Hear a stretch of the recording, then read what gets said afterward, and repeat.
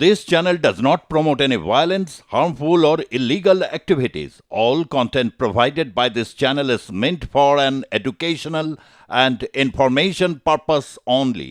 পরিষেবা পৌঁছে দেবার জন্য জেলায় নতুন সাব ডিভিশনের ঘোষণা করেছেন মুখ্যমন্ত্রী মমতা বন্দ্যোপাধ্যায় এবং যে সমস্ত সরকারি প্রকল্প আছে সেই সমস্ত সরকারি প্রকল্পগুলোর কিন্তু গুরুত্ব দিয়েছেন মুখ্যমন্ত্রী মমতা বন্দ্যোপাধ্যায় তিনি আজকে সন্দেশখালীর মিশন মাঠ থেকে মা বোনেদের বিশেষভাবে গুরুত্ব দিয়েছেন। তিনি ঠিক কি কি বলেছেন মা বোনেদের উদ্দেশ্যে সমস্তটা আমরা জানবো। আমাদের সঙ্গে সরাসরি রয়েছে আমাদের প্রতিনিধি সঞ্জু সুর। সঞ্জু, যে সন্দেশখালী এবং যে সন্দেশখালী গর্জে উঠেছিল যে মা বোনেদের উপর অত্যাচার হচ্ছে বলে এবং আঙুল তোলা হয়েছিল শাসক দলের দিকে, সেখানেই মুখ্যমন্ত্রী এত ঘটনা প্রবাহ হয়ে যাওয়ার পর তিনি পৌঁছেছেন এবং মা বোনেদের বিশেষভাবে গুরুত্ব দিয়েছেন। ঠিক কোন কোন বিষয়ের উপর গুরুত্ব দিলেন আজকে তিনি?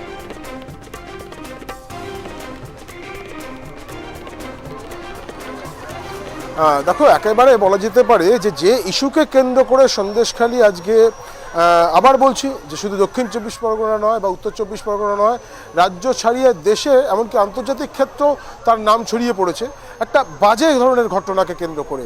এবং আজকে মুখ্যমন্ত্রী মমতা বন্দ্যোপাধ্যায় সেই ঘটনা ঘটে যাওয়ার পরে বা সেই ঘটনা প্রবাহর পরে প্রথমবার সন্দেশখালীতে এসে সেই মা বোনেদেরকেই তার মূল বক্তব্যের অংশ করলেন এবং তিনি পরিষ্কার করে একটি একটি ঘটনা ধরে নিয়ে প্রত্যেকটা বিষয়কেই তিনি ছুঁয়ে গিয়েছেন। একেবারে যদি আমি পিঠে পুলি দিয়ে শুরু করি, কারণ সেই সময় খুব বেশি এই শব্দবন্ধকটা ব্যবহার করা হয়েছিল যে পিঠে পুলি খাওয়ার জন্য ডাকতো নাকি শেখ শাহজাহান বা শাহজাহানের সঙ্গপাঙ্গরা, এই অভিযোগগুলো তখন উঠত। ফলে সেই জিনিসটা মুখ্যমন্ত্রী মমতা বন্দ্যোপাধ্যায় খুব কৌশলে ধরলেন কিভাবে, যে এখানে মা বোনেরা যারা উপস্থিত রয়েছেন তাদেরকে বললেন যে আপনাদের বাড়িতে পিঠে পুলি হচ্ছে, অর্থাৎ মুখ্যমন্ত্রী সেই ইস্যুটাকে সামনে নিয়ে আসতে চাইলেন আরও একবার। এবং পরিষ্কার এরপরে অনেক অভিযোগ ছিল যে কেউ তার সরকারি স্কিম পাইয়ে দেওয়ার কারণ নাম করে টাকা নেয়।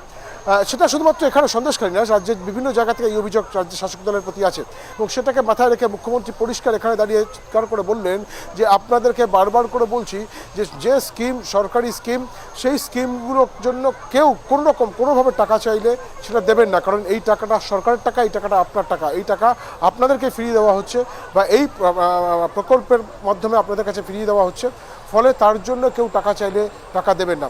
মুখ্যমন্ত্রী প্রায় 35 থেকে 45 মিনিটের যে বক্তব্য, সেখানে কিন্তু ছত্রে ছিল সন্দেশখালীর মা বোনেদের পাশে থাকার বার্তা এবং পরিষ্কার বলা যেতে পারে সেটা বিভিন্ন সরকারি যে প্রকল্পগুলো আছে সেই প্রকল্পগুলোর কথা তো বলা, কিন্তু তার সঙ্গে সঙ্গে মা বোনেদের কাছে আহ্বান করা, দুষ্টু লোক ডাকলে তার কথা ভুলবেন না, অর্থাৎ যে দুষ্টু লোকের কথা এখানে মুখ্যমন্ত্রী কটাক্ষ করে বা নাম না করে বলছেন, খুব সহজেই অনুমেয় সম্ভবত বিরোধী দলের কাউকে তিনি ইন্ডিকেট করছেন যে তারা ডাকলে তাদের কাছে যাবেন না, তাদের কথা শুনবেন না। বিজেপির এখন অনেক টাকা, তারা টাকা দিয়ে কিনতে চাইলে সেই টাকা নেবেন না। অর্থাৎ বারবার করে সন্দেশখালীকে কেন্দ্র করে যে ইস্যুটা উত্তর 24 পরগনাময় ছড়িয়েছিল, সেখানে দাঁড়িয়ে দেখো আমাদের রাজ্যে যে কটা জেলা রয়েছে তার মধ্যে সবচেয়ে বেশি যদি বিধানসভা কেন্দ্র ভাবা যায় তাহলে এই উত্তর 24 পরগনা, দক্ষিণ 24 পরগনা, সন্দেশখালীটা এই দুটো জেলার ঠিক মধ্যবর্তী জায়গায় রয়েছে।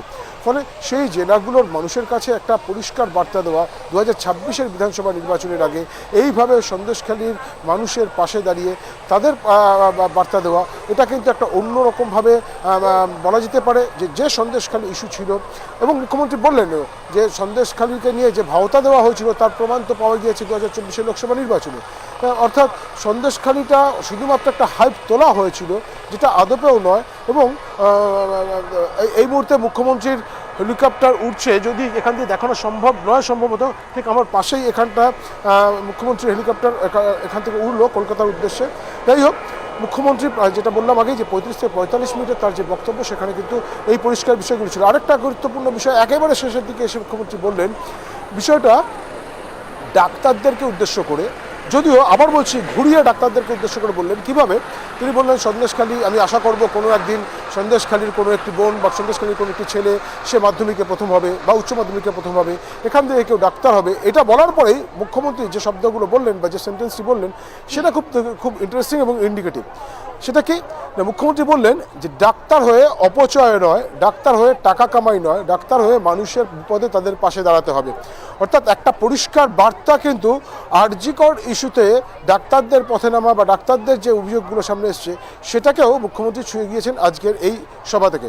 একটা জিনিস প্রথমে বলে রাখি, আরও একবার বলি, সেটা হচ্ছে প্রথমেই মুখ্যমন্ত্রী যখন এখানে আসেন যে বিশাল পরিমাণে ভিড় হয়েছে সেটা দেখেই দৃশ্যত মুখ্যমন্ত্রী কিছুটা উৎফুল্ল হয়ে ওঠেন। কারণ সন্দেশখালীর মতো একটা জায়গায় প্রশাসনিকভাবে হোক, রাজনৈতিকভাবে হোক, যেভাবেই লোক নিয়ে আসা হোক না কেন, সন্দেশখালীর মতো একটা দ্বীপ বেষ্টিত এই দাঁড়ির জঙ্গল এলাকা, সেখানে এত বেশি মানুষের সমাগম হওয়াটা মুখ্যমন্ত্রীকে খুব খুশি করেছে, সেটা দৃশ্যতেই বোঝা গিয়েছে। এবং যে কারণে এই অঞ্চলের মানুষের জন্য একাধিক প্রকল্পের ঘোষণা করা, সেগুলো করেছেন। এবং সন্দেশখালী এবং বসিরহাট এই দুটো মহকুমার কথা বিচার করে এবং উত্তর 24 পরগনা জেলার কথা বিচার করেও তিনি কিন্তু তার আজকের যে ঘোষণা 113 কোটি টাকার বিভিন্ন প্রকল্পের শিলান্যাস এবং শুভ সূচনা এবং প্রায় 10.20 কোটি টাকার প্রকল্পের নতুন করে শিলান্যাস মুখ্যমন্ত্রী মমতা বন্দ্যোপাধ্যায় করলেন। একেবারে সঞ্জু, অবশ্যই নজর থাকবে। আপাতত ধন্যবাদ তোমাকে।